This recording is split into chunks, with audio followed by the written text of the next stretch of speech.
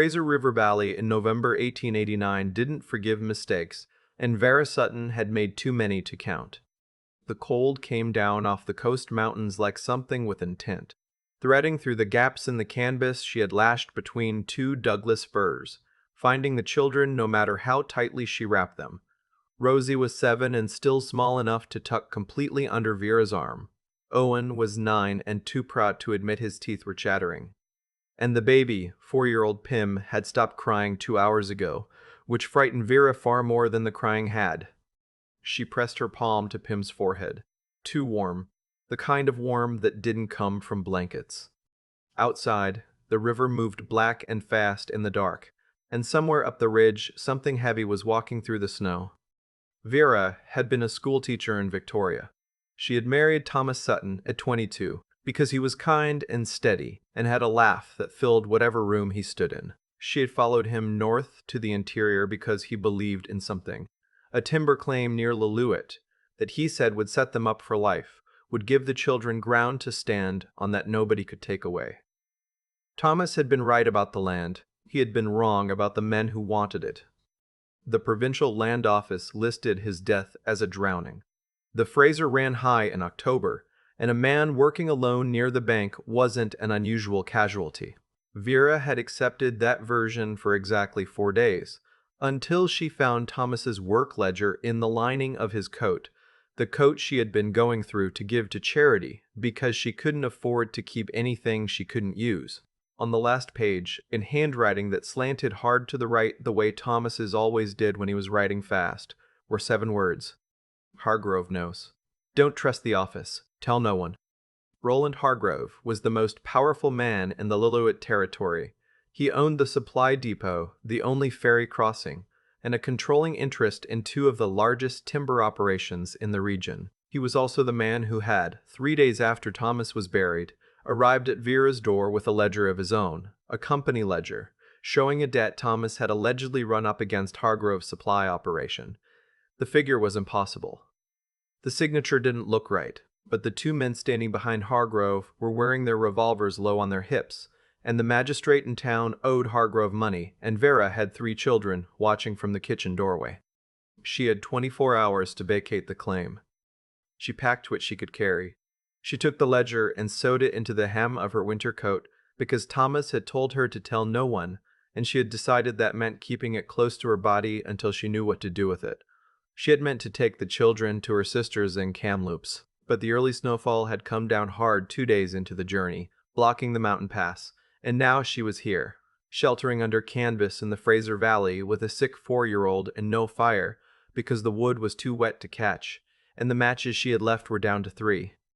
"Mama," Owen said quietly.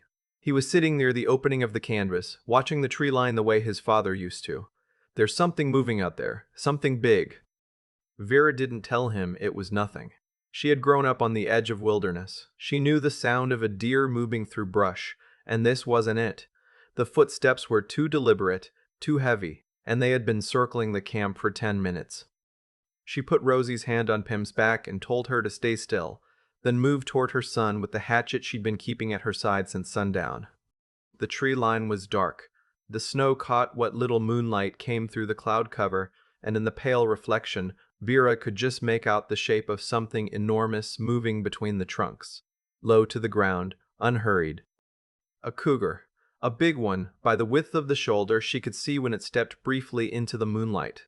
Mountain lions had been moving down into the lower elevations all month, pushed by the early snow, hungrier than they should have been. It stopped. She could feel it looking at her. Vera raised the hatchet. It was a stupid thing to bring to a cougar, and she knew it. But she also knew she was not going to step aside. She would take the damage and give the children 10 seconds to run, and she prayed 10 seconds would be enough. The cougar dropped into a crouch. Then a sound split the dark, not a gunshot, but a sharp, percussive crack like a branch broken deliberately against a knee, then another, then a human voice, low and controlled, making a sound that Vera had no word for. Something guttural and territorial that seemed to come from the bottom of a chest cavity much larger than a normal man possessed. The cougar flinched. Its haunches came up. It held for a moment, then turned and disappeared into the trees with the silent speed of something made entirely of muscle and shadow. From the other side of the camp, a man walked out of the dark. He was carrying a lantern in one hand and a long-handled axe in the other, and he was wearing so many layers of oilskin and wool that he seemed less like a person and more like a weather event. Snow was packed into his beard and along the brim of his hat. He stopped at the edge of the firelight, or what would have been the firelight if she'd had any, and looked at the canvas shelter, the wet wood, the hatchet in her hand, and the three children now visible behind her with the calm, deliberate attention of someone running a quick assessment. "You've got a sick one," he said. It wasn't a question. "Who are you?" Vera said. She had not lowered the hatchet. "Callum Fletcher," the man said. "I run a trap line up the ridge. I've been following that cat since this afternoon. He's been tracking something warm, and I thought it was my gear cache." He looked past her at Pym. "How long has the little one had the fever?" 2 days. Fletcher set the axe down against a tree. He did it slowly, and he kept his hands visible afterward, which Vera noticed. "You can't stay here," he said. "That cat won't go far in this cold. He'll be back before morning, and next time he won't wait to see if I come around." He paused. "I've got a cabin half a mile up the ridge. Stone foundation, proper hearth. There's food." "I'm not going anywhere with a man I don't know," Vera said. Fletcher looked at her for a long moment. Then he crouched down so he wasn't towering quite so much, rested his forearms on his knees, and looked at Pym again. The child was breathing in small, shallow pulls.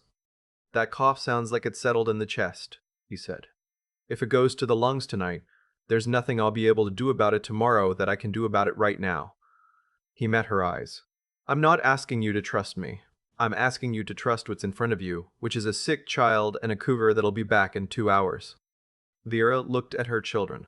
She looked at the wet wood and the 3 remaining matches and the dark that seemed to be pressing closer from every direction. She put the hatchet through her belt loop. "Stay in front of me," she said, "and keep your hands where I can see them." "Yes, ma'am," said Fletcher. The walk up the ridge was brutal. The trail was a game path, not a human one, and the snow was knee-deep in the low spots. Fletcher broke the trail, moving steadily, and when Rosie started to fall behind, he reached back without a word and took her hand and pulled her along without breaking stride. Owen watched him do it, and said nothing, and Vera saw her son decide something in that moment. She wasn't sure what. The cabin appeared through the trees as a warm crack of light around a doorframe. It was built against the rock face, low-roofed and broad, sealed against the mountain with the kind of careful craftsmanship that took years to get right. The door swung open and the heat came out like a living thing, and Vera stood in the doorway for a moment, just breathing it in before she could make herself move. Fletcher settled Pym near the hearth on a blanket folded 4 times over. He set a cast-iron pot on the fire without being asked and began pulling things from a shelf. Willow bark, dried yarrow, a twist of pine resin. His hands moved through the process the way hands do when they've done something hundreds of times in the dark. "Strip the wet clothes," he said, turning his back. "There are dry things in the chest, near the wall. They'll be big, but they're dry." Vera got the children changed and wrapped in wool. She gave them broth when it was ready, and she watched Fletcher spoon it carefully into Pym's mouth, while the child drifted in and out of sleep, and she tried to understand what kind of man this was, because she had learned, in the last month, that strangers in the wilderness generally wanted something. "Why are you helping us?" she asked. Fletcher didn't look up from Pym. "Because the alternative is not helping you," he said, "and that's not something I'm able to do." It was a strange answer. Vera turned it over in her mind and couldn't find anything dishonest in it. Later, when the children were asleep and the fire had settled into a steady, amber pulse, she sat at the heavy table with Thomas's ledger in her hands. She wasn't reading it. She was just holding it, the way she sometimes held his pipe. Not to smoke it, just to have something of his to grip. Fletcher sat across from her with a cup of coffee. He didn't ask about the ledger. He didn't push for conversation. He was the kind of quiet that came from years of solitude, not from indifference, and Vera found, to her own surprise, that it didn't make her nervous. "You came from the valley," he said eventually. "Lillooet direction." "Yes." "You're not prospectors." "No. Timber claim my husband filed it 2 years ago." She paused. "He died last month." Fletcher set down his cup. Something in his face changed, not dramatically, but in the way light changes when a cloud passes over. "I'm sorry," he said, and he meant it in the way that only people who have lost something themselves can mean it. "Roland Hargrove took the claim," Vera said. She hadn't planned to say it. It came out because she was exhausted and warm for the first time in days, and her defenses had gone somewhere she couldn't locate them.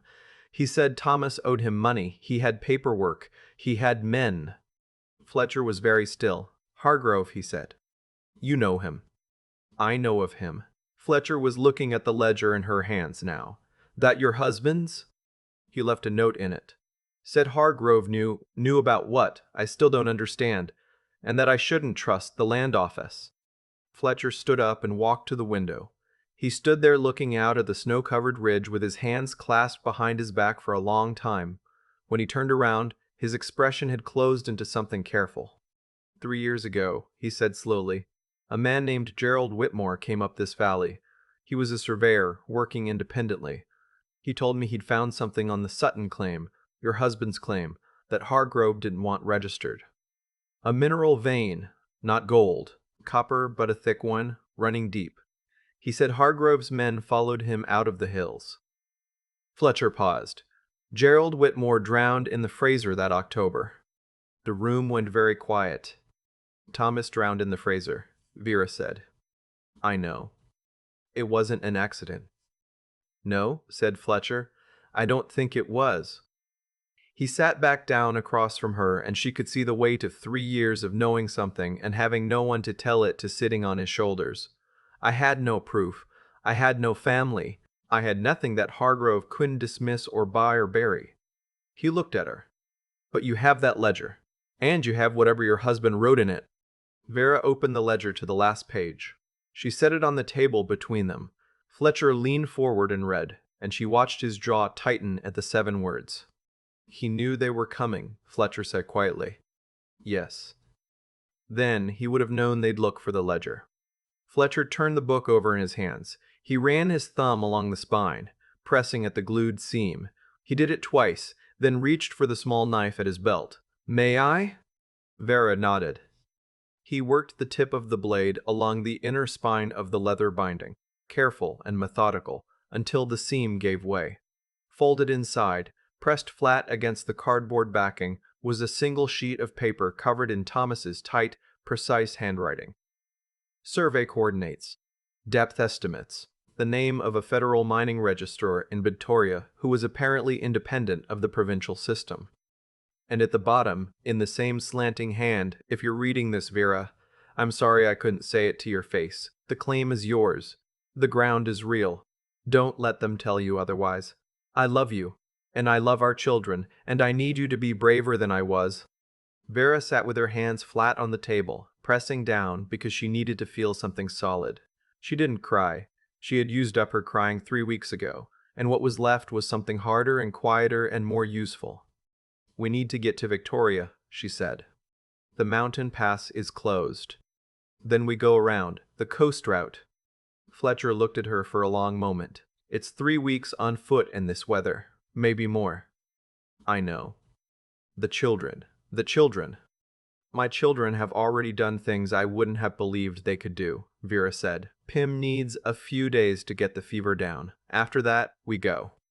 Fletcher looked at the paper on the table. He looked at the door. He looked out the window at the dark that held the mountain, and Vera had the impression of a man measuring something internal that she didn't have the language to name. I know the coast route, he said finally. I've done it twice. There are relay stations from the old telegraph line, abandoned now, but the shelters are still standing. He picked up his coffee. I can get you to Victoria. Why would you do that? Fletcher was quiet for a moment. Then I let Gerald Whitmore ride out alone. I told myself I had nothing to offer, no proof, no standing. I watched him go and I went back up the mountain, and I've thought about it every winter since. He looked at her. I'm not going to watch you go alone. She wanted to say something about how it wasn't his debt to carry, but she looked at her children asleep on the rugs and decided that pride was a luxury she'd set aside along with everything else Hargrove had taken from her. All right, she said. But I want it understood. This is my claim, my children, my husband's proof. I make the decisions." "Yes, ma'am," said Fletcher. On the second night, after Pym's fever broke and the child ate half a bowl of oatmeal and fell asleep with one fist curled around Fletcher's thumb, Vera found herself telling him about Victoria, the school where she'd taught, the smell of salt water in the morning, the way Thomas had shown up at the school gate one afternoon with flowers he'd clearly bought too early, so they were already drooping, and how that had somehow made her like him more, not less. Fletcher listened without interrupting. He had a gift for that. "What about you?" she said. "Before the trapline." He took a while to answer. "I was a constable. Northwest Mounted Police, back when we were still figuring out what that meant. I was stationed near the Manitoba border for 4 years." He turned his coffee cup slowly in his hands. There was a family. Métis settlers had been on the land for 3 generations. A land speculator came in behind the railway surveyors. Same story. Different province. Company ledger, inflated debt, men with revolvers. He stopped. "What happened?" Vera asked. "I tried to file a report. My sergeant told me to leave it. The speculator had friends in the territorial government, and my sergeant had a pension to protect."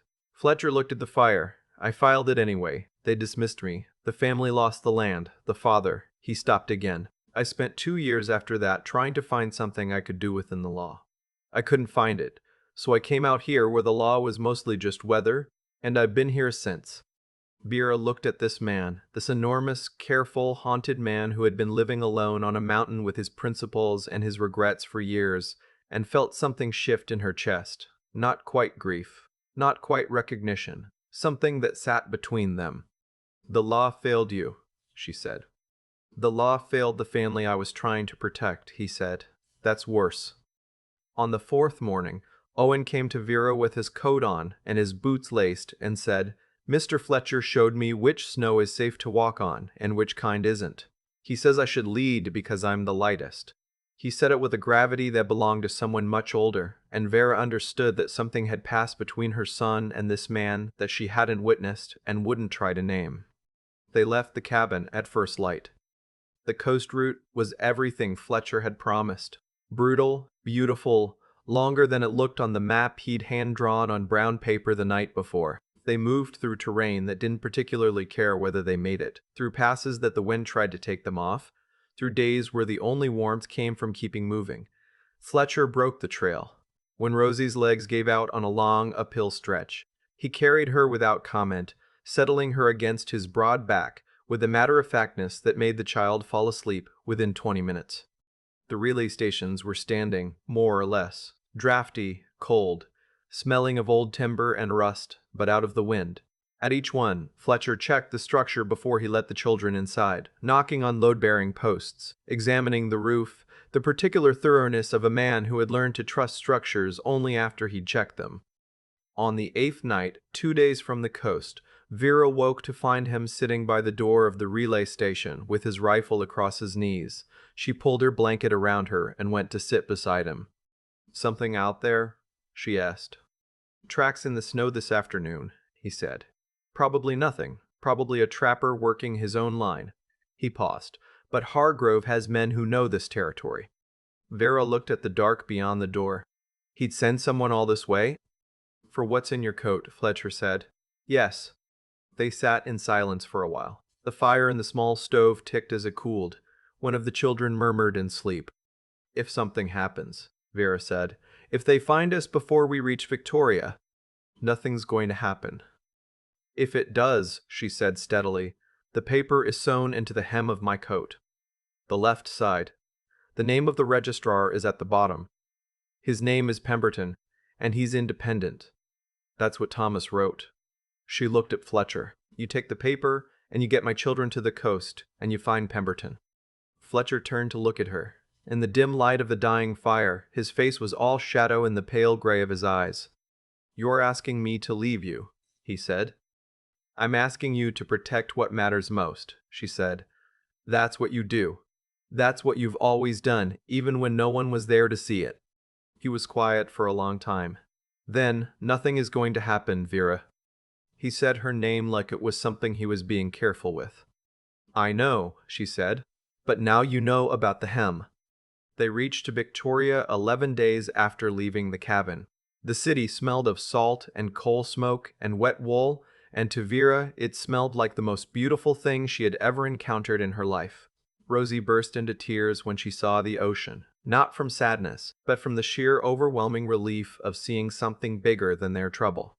The Federal Register's office was a narrow building on Government Street with a brass plate by the door that had been polished that morning. Vera walked in with Thomas's paper in her hand and Fletcher at her back, and she set the survey coordinates and the witness documentation and Thomas's final note in front of a small, precise man named Pemberton, and she told him everything. Pemberton read it twice. He looked up over his spectacles.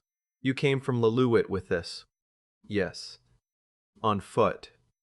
"Most of it."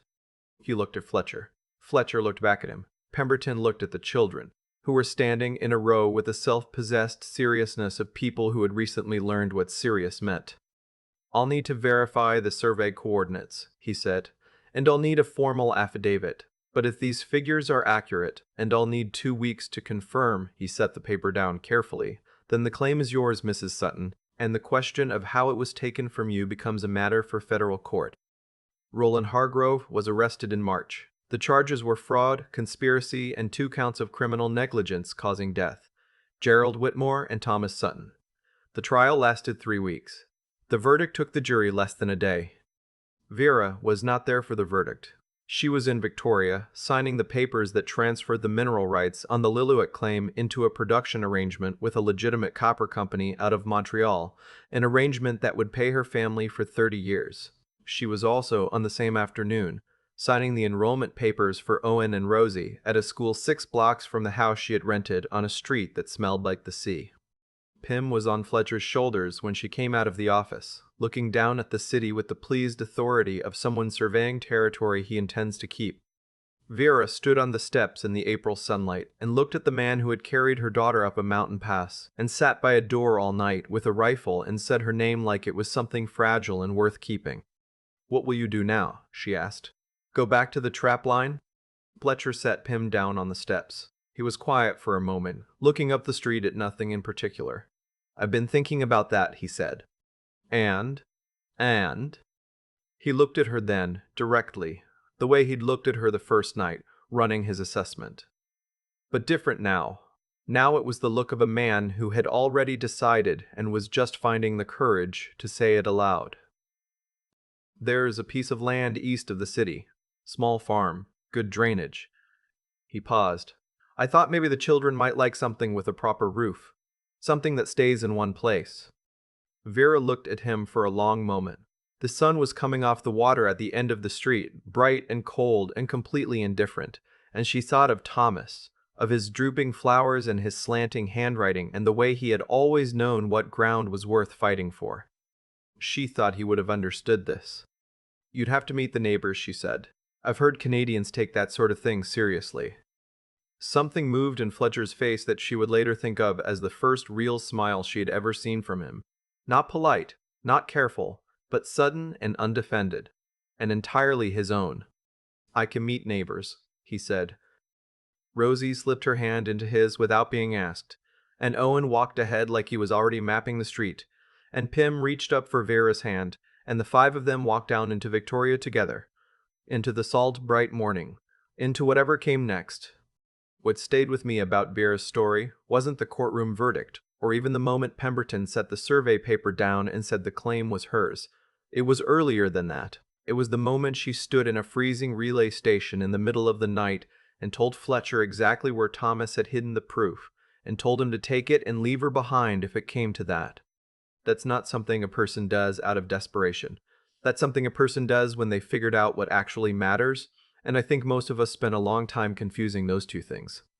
Thomas Sutton hid that document in the spine of his ledger because he knew the men coming for him would look for the obvious thing and miss the careful one. He didn't have time or safety on his side, but he had clarity. He understood the situation well enough to outwit people who had every structural advantage over him. That kind of thinking, clear-headed, precise, looking past the panic to the actual problem, is what got his family out of the mountains a year after his death. Intelligence isn't always loud. Sometimes it's a folded piece of paper sewn into a hem. Fletcher carried his failure at the Manitoba border for years. He'd done the right thing, filed the report, and been dismissed for it. And the family he was trying to protect still lost everything. A lot of people would have concluded from that experience that doing the right thing was pointless, that integrity without power is just self-punishment.